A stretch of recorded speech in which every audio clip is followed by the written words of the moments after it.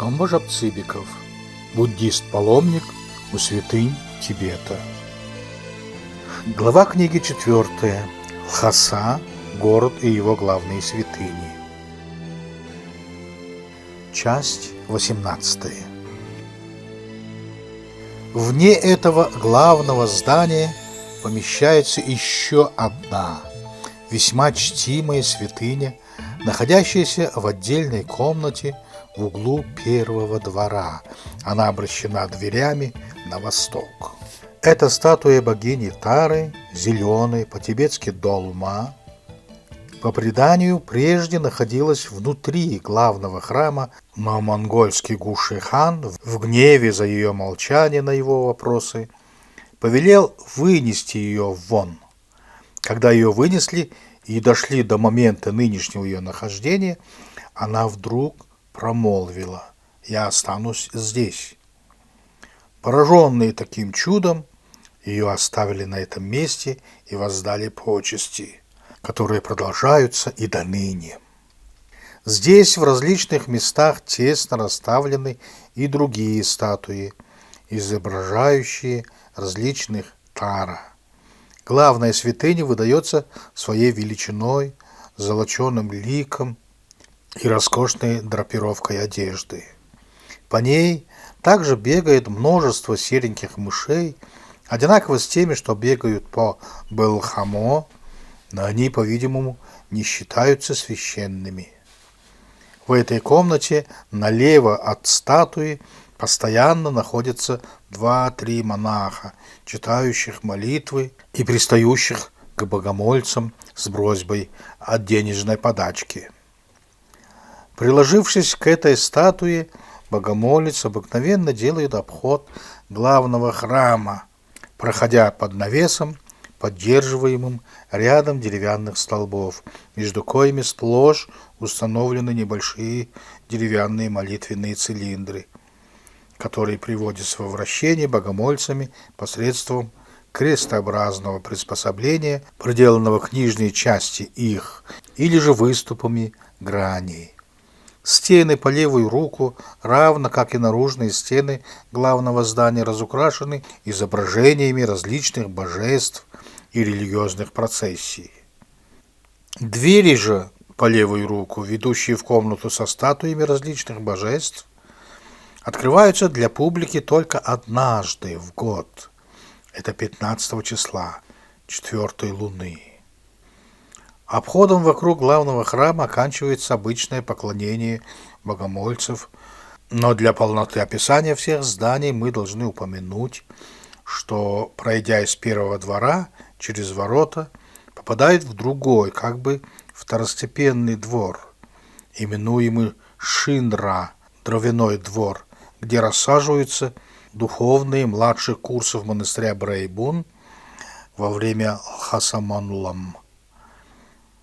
В этом дворе в юго-восточном углу находится кухня, кормящая чаем и похлебкой около 20 тысяч народа во время упомянутого собрания. Во втором этаже этого двора помещается администрация того же собрания, о чем будет упомянуто немного ниже. В эти дворы ведут 6 ворот. Здесь сосредоточены не только главные святыни, но и главные присутственные места. Так, в северо-западном углу помещается временный дворец Далай-ламы на время его пребывания в Лхасе, затем над воротами высшее судилище Га-Шак, где происходит совещание 4 галлонов, подле временного дворца, казначейство этого дворца и много других построек для хранения казенного имущества. Для довершения описания этих зданий скажем, что на южной стороне, на площадке, где происходят диспуты духовных, устроено значительное возвышение, седалище для Далай-ламы.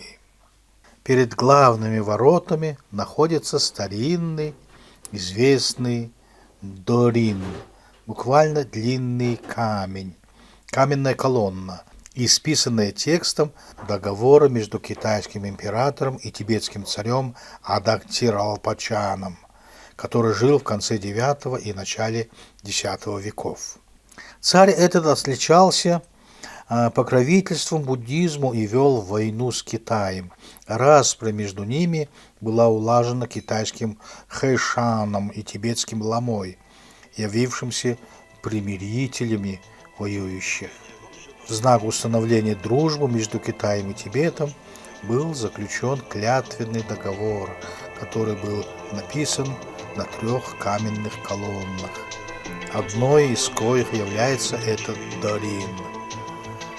Колонна эта представляет тесанную плиту шириною около 1 аршина и вышиною около 1,5 сажени, с небольшим расширением наверху, где сделан род украшений посредством закругления верхнего конца. Колонна врыта в землю. Китайский текст этой колонны попорчен тибетцами, которые просверлили на нем массу углублений своими руками и, по-видимому, также и камнями, считая это за какое-то богоугодное дело. Позади этого Дорина, то есть рядом на западной стороне, стоит дерево, называемое коралловым. Дерево это окружено оградой, на западной стороне которой вставлены плиты с барельефными изображениями разных божеств, к коим прикладываются богомольцы. Ограда эта продолжена далее на север, и здесь находится другая колонна, которая, по-видимому, поставлена из почтения к храму Джу. Видеть эту колонну из-за ограды нельзя. Для поклонения богомольцев храм Большого Джу открывается 3 в день, утром рано, в полдень и вечером. Богомольцы, становясь друг за другом, по очереди прихода составляют длинную цепь, продвигающуюся вперед, заходя во все комнаты со статуями Будд.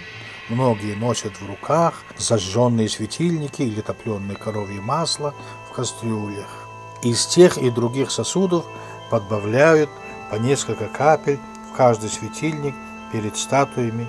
Налить же масло в золотые лампады разрешается только по внесению установленной таксы, 1 тибетской монеты, 20 копеек по-нашему.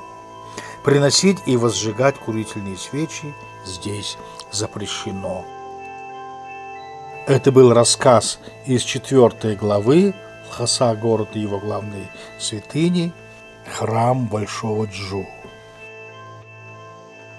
Конец 18 части.